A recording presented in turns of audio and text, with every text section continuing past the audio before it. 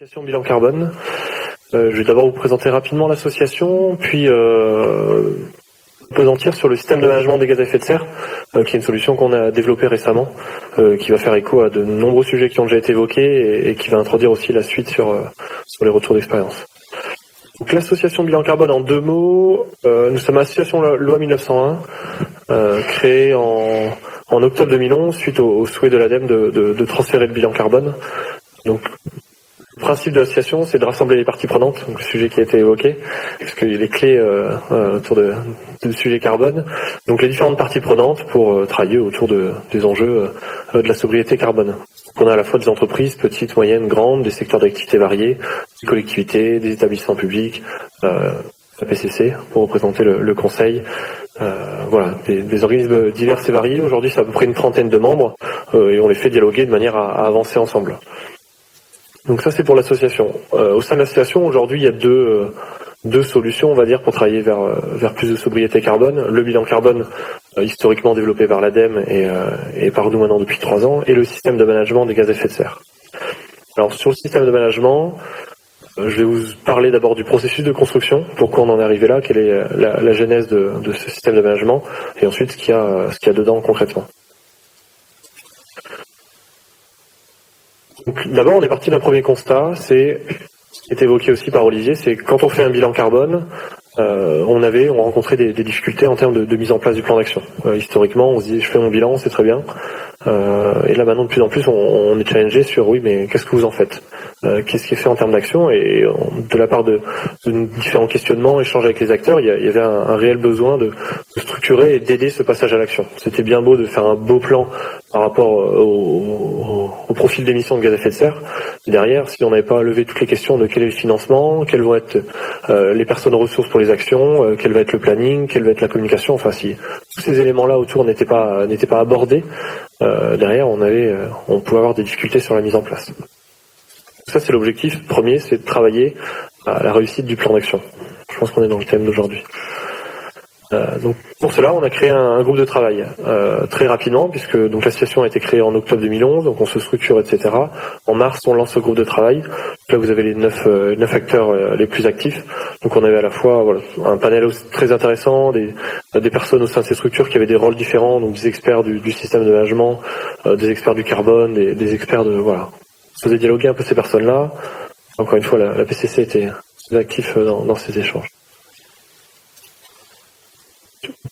Voici le planning de travail. En 2012, on lance le travail. Donc sur 2012, on crée le référentiel de management.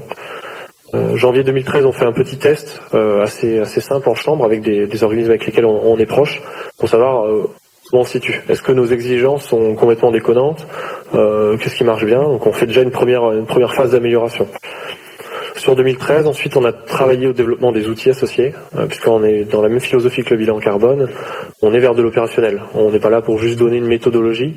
On est là pour donner des clés pratiques de manière à avancer derrière. Donc 2013, on travaille sur les outils, sur les formations associées. En octobre, on lance une expérimentation, en même temps que le lancement officiel du système de management, avec 32 organisations. Donc expérimentation qui le soutien de l'ADEME, qui vient de se terminer il y a maintenant une dizaine de jours, qui était très riche et ce qui va nous permettre, on y est très proche, de sortir le mois prochain a priori une nouvelle version de ce système de management, donc à la fois sur le volet référentiel, sur le volet outils. Donc sur cette expérimentation, c'est piqué en rouge, mais c'est juste un oubli de ma part. 32 organisations, les 2 tiers qui étaient des entreprises de taille et de secteurs variés, c'était ça aussi l'intérêt, des établissements d'enseignement, des collectivités locales, avec une vraie demande de la part des collectivités qu'on n'avait pas estimée. Et quand on a fait l'appel à candidature et qu'on a eu beaucoup de demandes de la part de collectivités, on s'est lancé sur le sujet avec eux. Et aujourd'hui, ça prend forme via un nouveau groupe de travail de notre part qui permet d'adapter le tout aux enjeux spécifiques des collectivités. Donc avec une sortie aussi d'ici la fin de l'année d'une version des outils et une adaptation spécifique pour les collectivités. Des administrations et institutions, on peut noter notamment le ministère de l'écologie qui est dedans, l'OCDE. Donc ces acteurs-là, on les a fait discuter pendant 1 an, on leur a donné voici le SMGS, faites de votre mieux chez vous, on va vous aider, on a suivi un peu tout ce travail, et aujourd'hui on récolte un peu les fruits, on a pu améliorer tout le contenu. Le contenu. On y arrive.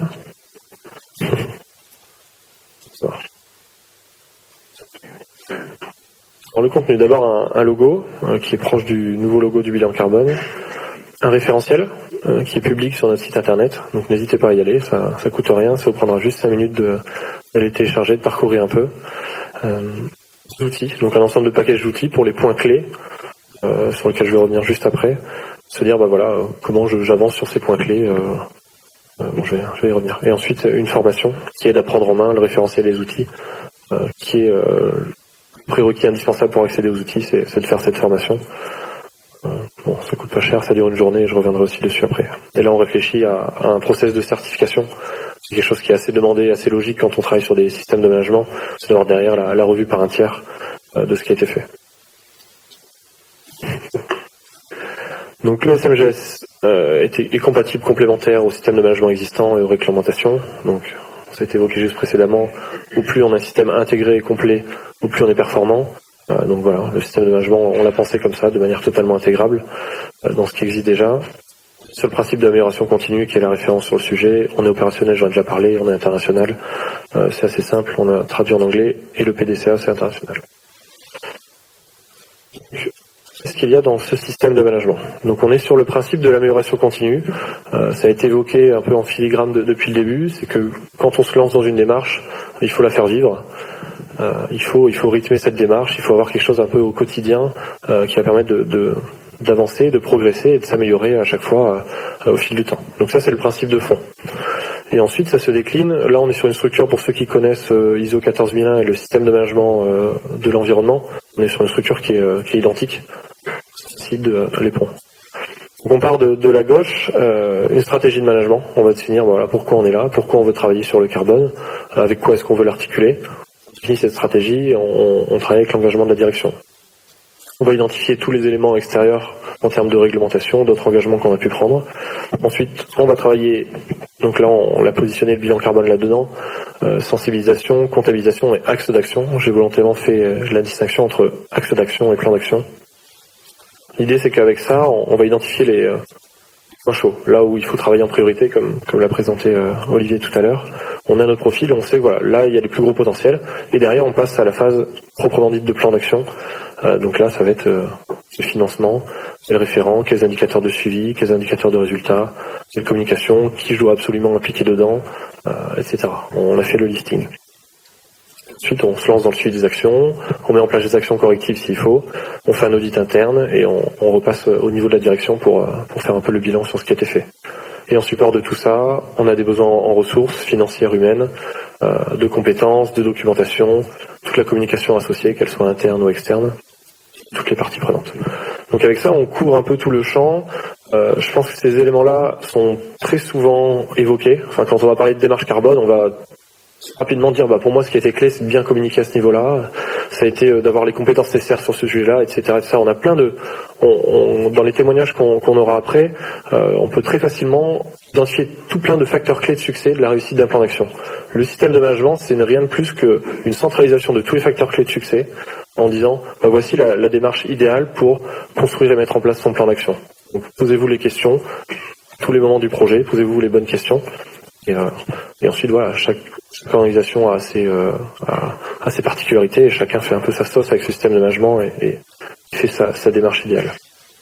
Voilà pour le contenu. Du coup, le système de management, utilisable par tous, pour les organismes qui sont jeunes sur le sujet, ceux qui sont avancés sur la comptabilisation et ceux qui sont déjà avancés sur du système de management. Donc, quels que soient les profils, on l'a testé via l'expérimentation, ça marche relativement bien avec tous, avec plus ou moins de facilité, mais ça marche. Formation, la prochaine journée le 18 novembre à Montreuil, un jour 850 € avec l'IFC, c'est pas cher, et vous aurez plein d'outils et plein d'idées pour bien avancer dans votre démarche carbone. Je suis à votre disposition pour échanger sur le sujet.